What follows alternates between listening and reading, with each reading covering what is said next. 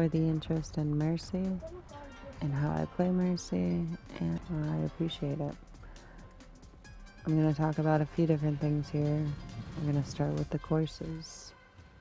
So the thing is, I don't have time to do courses. I'm not going to fool anyone and say that I do when I don't. Mom, My is life's... that you? That's me. I'm going to talk about that skin in a minute if you want to listen. My life's busy. I've got other priorities, but I'll think about putting up somewhere that people can donate money to if they feel like I've helped them. But not right now. Maybe in the future, it's something I'll think about. But for now, you guys, I don't mind answering questions and helping people learn things. Secondly, my daughter Sage pointed out that this pink Mercy skin that I have is rare. In 2018, Blizzard did something amazing and they sold this skin to Mercy people or people that were completionists, and they put the proceeds towards breast cancer. I think that's awesome, and I think the skin is beautiful. Alright, so we're going to talk about how to play Mercy in such a way that, like I do, to rise or, well, your goal is to rise. So I'm going to teach you some things. This is just tips and tricks that I've used to help me rise. If you look in the comments, there are some wonderful people that play Mercy that have left comments on how to improve my own game. One of them was increase your look around speed. I forgot what it's called, but I'm slow. I get motion sick. This is as fast as I'm going. But some people have their heads on serious swivels that spin. Now, they all recommend using more of your blue juice. The boost. I know I need to use it more often, but I'm going to teach you how to hear whether or not it's pointless and it's more important just to heal. In the lower ranks, the DPS are there because they don't always hit 100% of the time. Now, I just escaped using the circle button because I seen a tracer on me. Now I'm using Diva to kind of keep myself up. Now, do you hear the sound? She's hitting her shots, but it's silly to boost her when she's eating. I just ran all the way away. I'm peeking to heal, but I'm keeping myself mostly covered. Now they know I'm up here, so I can't stay there long. When you want to rise, you hit circle. Thank you, Retro. Ah, shit. I don't know how to get back up there. Oh, I see it. Huh. This map's still new to me. Knowing your maps will help you find coverage better and hide yourself better. Now listen for the sound. That means that whoever I'm attached to is hitting whomever. So they deserve the boost, in my opinion. But if you're healing or boosting, you can hear if they're hitting their shots. Use deflect. So right now I have the ult, right? There are people with the mindset in the lower ranks that once you get the ult, use the ult. I disagree. I feel like you should use it to your advantage, or if most of your team is dying.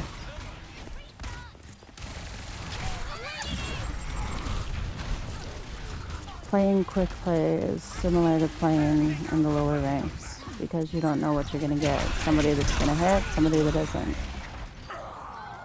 I don't think I could have prevented that. Diva couldn't prevent it either because she popped out of max, so that was smart of Reaper. Healthy body, healthy mind.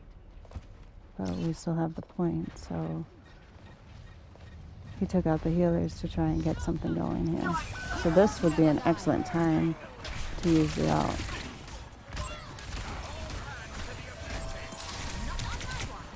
I waited until I heard Tracer's rewind. Using your other senses will definitely help you. Now, I don't like giving up the point for anything. But you gotta use the natural barriers to help you stay covered. In the one episode, I used the payload to protect me. I oftentimes don't look where I'm backing into because I seen it when I was facing forward, and I kept in mind places to hide. And Brigitte is on me like I owe her child support. Oh.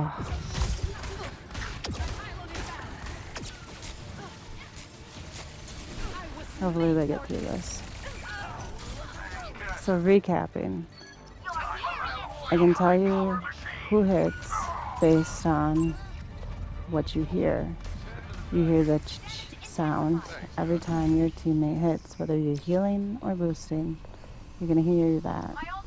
The ones that you hear it with more often deserved the boost more.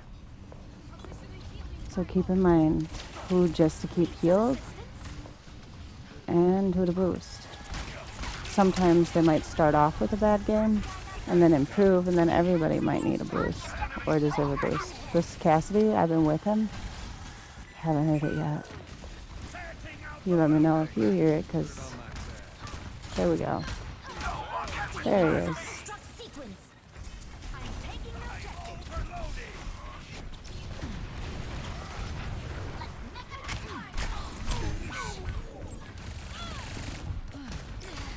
Cute that he thinks I have to go in there for that. Mercy has a little bit of wiggle room with her reses. Try to always tuck yourself in when you're about to res and keep yourself covered. We had enough people with red crosses that I felt it very appropriate to ult here. If I was in chat, I would tell the Cassidy, I have 8 seconds to res now. I would have called it the second he died to tell him. That way he could look at his respawn speed and he could know how long it takes, whether or not he's going to respawn or I might have a chance of getting him. So another thing about rising, in the lower ranks, well, in all the ranks there's toxicity and then there's trolls, right? They don't just live under bridge, folks. They live among us. And it's cool. We just gotta learn how to handle them. Especially if we don't got really good graph. But a lot of times there's constructive criticism even with the trolls. And a lot of times won that round. We heard the ch, which means they're either hitting, or the silence, which means they're not. Think of it as them singing for their supper, right? If you hear that sound, prioritize the boost for those people. Kill everybody that you can. There's mercies out there that pocket. I'm not for the pocket mercy. That is not my style. But if you find somebody that can kill everybody around you, I would hang out next to them. Another way is looking at the stats. That's a cool thing in Overwatch too. They didn't have that back when I first started playing. I had to listen during the game. And if you can't trust people sometimes when they would tell you if they were doing so much damage or so much whatever, they would lie. You know, I know they lied because sometimes I would have what they were claiming. But it's okay.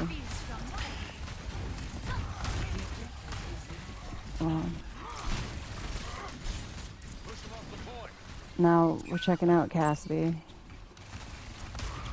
He's doing what he needs to do. We've got everybody at mostly full health, but our dwarf is over here getting pushed around by Brigitte. She walked away, so I came back. Sometimes what you have to do is give the impression you're going in a direction, and you can rewind and go back. Now I try to keep in mind where my teammates are, because that's my runaway, right? That's my escape. If I know where my teammates are, I know my windows for getting away. I'm prioritizing healing again. The whole team's in there fighting them. I just...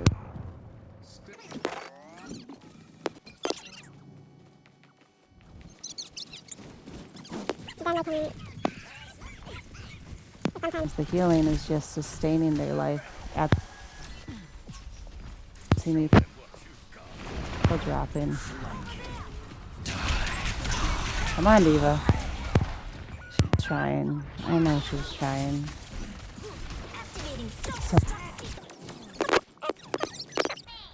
people in the lower are usually newer players, toxic players, or people that are still learning how to play this game. Now I put my back to this wall that I saw as I walked by. I knew if they chased me, Diva was right there because she was the one I went after. Now I have my whole team here. I altered so that I could give them the advantage. I'm prioritizing boost.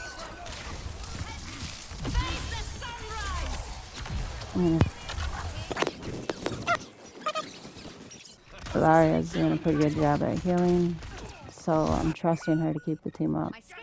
That's a risky res, and that will cost you sometimes in the game. I thought we'd do better, but we didn't. So I could have cost us this game, but I'm also talking. That's fine. A lot of the times, what you're going to run into are people that are going to try to tell you what to do, tell you to pocket them, tell you how to play. And that, if you're not about that life, just mute those players. Don't play with them, don't argue with them, or leave chat. If you feel like you want to argue or talk to them or explain shit to them, or you can out-logic them, by all means. You're going to run into people that are sweats, and they get angry if something goes wrong. You're going to run into smurfs. You're going to run into people that are just there to play the game. I'm there to play the game, but I want to win too. Like, the pleasure is absolutely in the play, but the win makes it that much more fun, right? Nobody queues up for damage so that they can suck. Nobody queues up for heals or anything so that they can suck. Everyone is playing because they want to do better.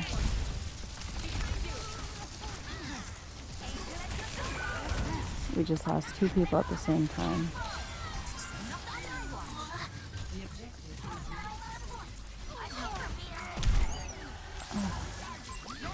I'm using my natural barriers to protect my back as I run. Sometimes you're going to take a risk when you're moving because you leave yourself open for them to hit you. That was the tracer. So this jump can put you on top of a lot of things. Keep an exit route out and open.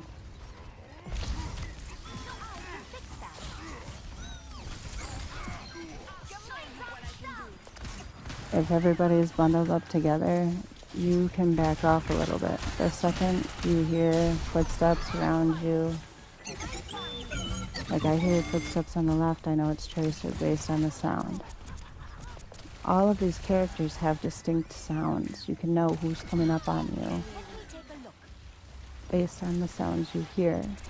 Let that help you too. So, to recap, you're going to be doing a lot more listening if you're going to play my style. Because I don't turn my head quick, but I'm listening to everything happening.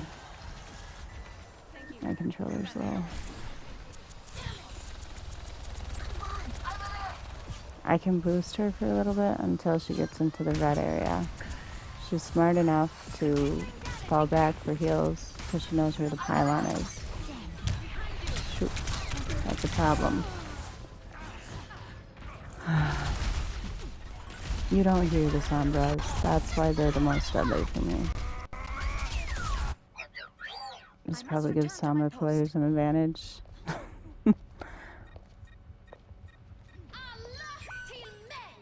The other thing is, in the lower ranks, you will have to pull out your pistol a lot more often. And while it's not fun all the time, sometimes it can be. I recommend using your ultimate based on how your people are with their hits and their misses. You can use your ultimate to boost your team if they're actually hitting, or you can use it to get people that have been giving you trouble. Like some games, there are widows that give the whole team issues, right? I've used Valkyrie to take them out and make room, and I would be or Pharah sometimes too. In the lower ranks, the accuracy is not there, and sometimes it's up to you to pick it up. The other thing is that